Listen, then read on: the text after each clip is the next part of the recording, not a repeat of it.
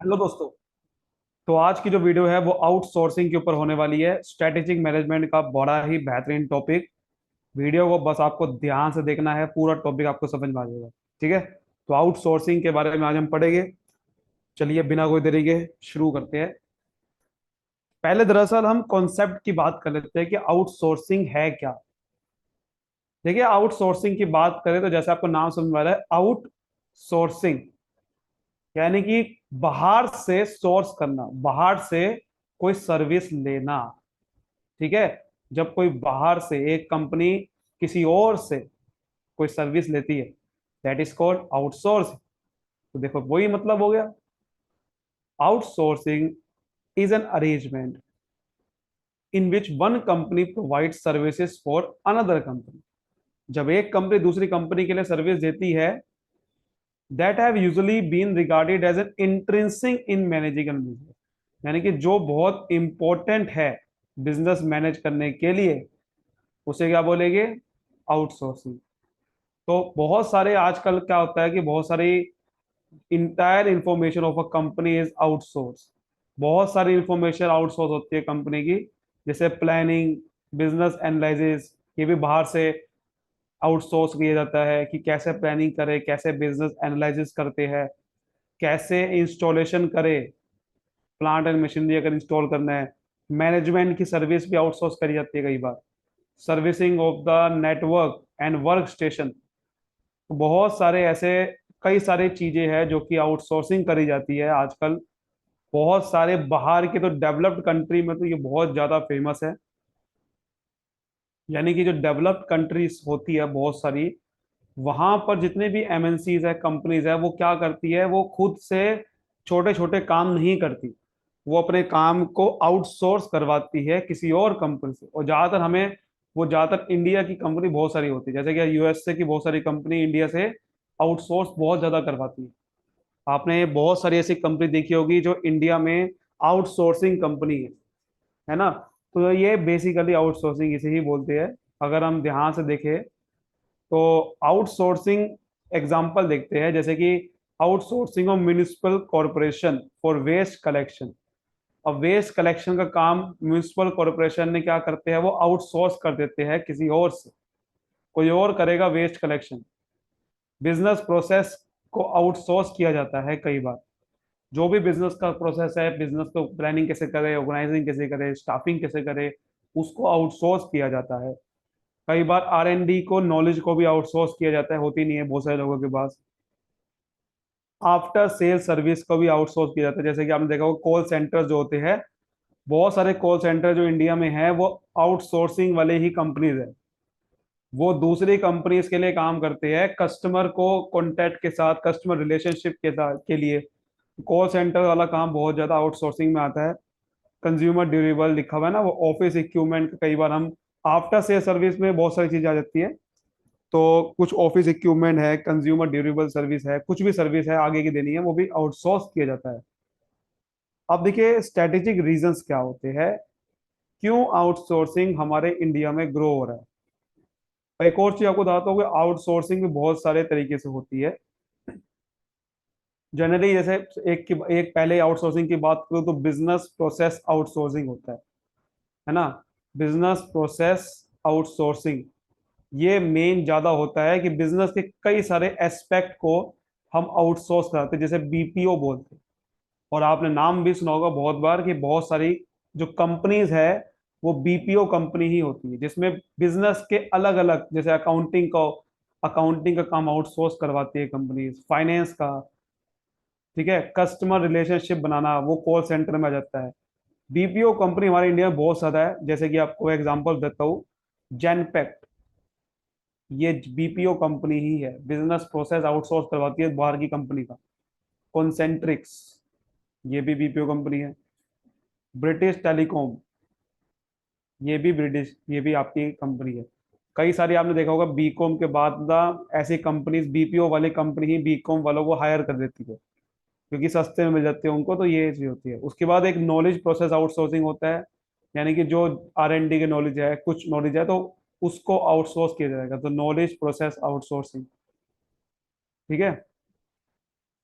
तो ये जो कंपनी होती है ये केपीओ कंपनी बोलती है ऐसे, जिसको नॉलेज प्रोसेस आउटसोर्सिंग। तो ये दो तरीके की आउटसोर्सिंग करवाता है, या तो नॉलेज है आपके पास या बिजनेस की नॉलेज है उसके साथ।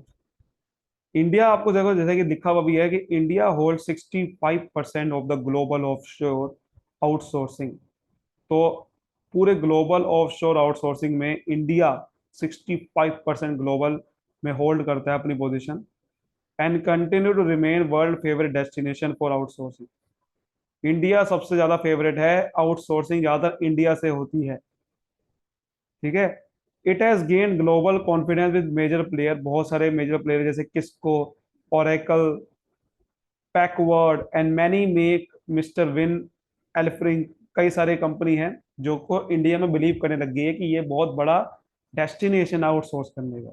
जैसे वो कहते हैं कि we believe that India is a hub of world where ICT, Indian Indian communication technology, ठीक है, इंटरनेट कम्युनिकेशन टेक्नोलॉजी, आईसीटी मतलब वही इंटरनेट कम्युनिकेशन टेक्नोलॉजी जो सेक्टर है वो, यानी कि बेसिकली आईटी सेक्टर कह सकते हो आप, बहुत बड़ा रोल प्ले करता है। आईटी सेक्टर बहुत बड़ा है इंडिया के अंदर। बेंगलोर को तो आईटी आईटी आईटी सिटी माना जाता है। तो इसलिए इंडिया में बहुत ज्यादा इसलिए आउटसोर्सिंग ज्यादा करवाती है यहाँ से। अब देखो इसके कुछ रीजंस है।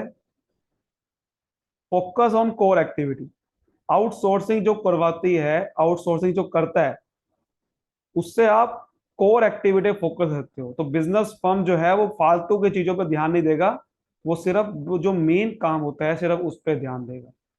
जैसे अगर बिजनेस कस्टमर रिलेशनशिप पे ध्यान देगा, सिर्फ प्रोडक्ट डेवलपमेंट पे या तो ध्यान देगा, एंड अदर एक्टिविटी जिसमें उसकी एक्सीलेंस आएगी, and gain competitive advantage market में। वरना क्या होता है कि बिजनेस बहुत सारे काम में लग जाता है ना, कि यार अकाउंटिंग का काम मैं ही कर लूँ, फाइनेंस का काम मैं ही कर लूँ, ये भी कर लूँ वो भी कर लूँ, तो उससे क्या होता है कि बिजनेस पे एफिशिएंसी नहीं आ पाती, और जो मेन काम जहां पर है वो वहां पर ध्यान नहीं दे पाता। इसलिए आउटसोर्सिंग करवाने से आप अपने मेन जो कोर एक्टिविटी है, जहां पर मेन एरिया पे मुझे फोकस करना है, वहीं पे आप ध्यान दे सकते हो। जैसे मुझे कस्टमर रिलेशनशिप पे ध्यान देना है कि यार मुझे लोगों के साथ कस्टमर रिलेशन अच्छा बनाना है, तब जाके मेरा ज्यादा प्रोडक्ट बिकेगा। तो इसलिए ये होता है। प्रोडक्शन इन ऑपरेशन कॉस्ट, होता क्या है कि आउटसोर्सिंग से क्या होता है कि फर्म जो है अपनी ऑपरेशनल कॉस्ट, यानी कि जो प्रोडक्शन करने की जो कॉस्ट है वो रिड्यूस कर लेता है। फॉर एग्जाम्पल एक कंपनी में lower amount to the third party to provide certain services then if activity undertaking with in the house interest. कई बार क्या करते हैं कि कई बार आप बिजनेस क्या करता है, प्रोडक्शन का काम ही आउटसोर्स करवा लेता है जिनको अच्छे से करना आता है, और वो उसकी वजह से हमारी जो कॉस्ट है वो रिड्यूस हो जाती है। वही वही कह रहा है कि अगर वही काम हम खुद से करेंगे तो हो सकता है कॉस्ट ज्यादा है। तो इसलिए प्रोडक्शन जो है वो ऑपरेशन कॉस्ट में कम हो जाती है। टावर इन्वेस्टमेंट, बेसिकली इससे क्या होता है कि आउटसोर्सिंग से फिक्स्ड कैपिटल की जो इन्वेस्टमेंट है वो रिड्यूस हो जाती है। क्योंकि क्या क्या होता है, आपको जैसे कि सपोज करो एक बी आपको सपोज करो एक प्रोडक्शन करनी है, तो उसके लिए क्या करना पड़ेगा आपको, एक लैंड खरीदना पड़ेगा, मशीनरी खरीदनी पड़ेगी, जो कि बहुत भारी काम है। लैंड मशीनरी खरीदना इज अ फिक्स्ड एसेट, जो कि लॉन्ग टर्म के लिए एसेट होता है, बार बार यूज नहीं कर, मतलब उसको लंबे समय के लिए यूज करना पड़ेगा। तो आपकी ऐसी इन्वेस्टमेंट बच गई क्योंकि आप किसी और से वो करवाते हो। जैसे कि बीपीओ में, बिजनेस प्रोसेस आउटसोर्सिंग में, प्रेमाइसिस जो है किसकी है, प्रेमाइसिस का मतलब जो भी फर्नीचर जो भी होगा, लैंड वगैरह किसका होगा, बीपीओ ओनर का होगा। तो आउटसोर्सिंग को इन्वेस्ट करने की जरूरत नहीं है फिक्स्ड एसेट पे, यानी कि एक लैंड देने की जरूरत नहीं है, एक लैंड देके वहां पर ऑफिस खोले, कुछ नहीं करना है उसे, किसी और का काम है वो बीपीओ कंपनी का मालिक है, वो कर रहा है। जैसे अगर कॉल सेंटर है तो कॉल सेंटर अलग से आपको खोलने की जरूरत नहीं है, बहुत सारे बीपीओ कंपनी है जो आपको ये सर्वे दे देगी। तो इसे टावर इन्वेस्टमेंट बोलते हैं। क्विक डिलीवरी आपको अच्छी हो जाती है, बिकॉज कई बार क्या होता है आपने प्रोडक्शन कर दी लेकिन लोगों तक सामान नहीं पहुंच पाता है, तो थर्ड पार्टी वो काम करती है ऑन बिहाफ ऑफ फर्म, ताकि वो जो जो एफर्ट है आपका वो ज्यादा जल्दी से हो सके। तो the third party that produces on behalf of fund would make every possible effort to produce on time.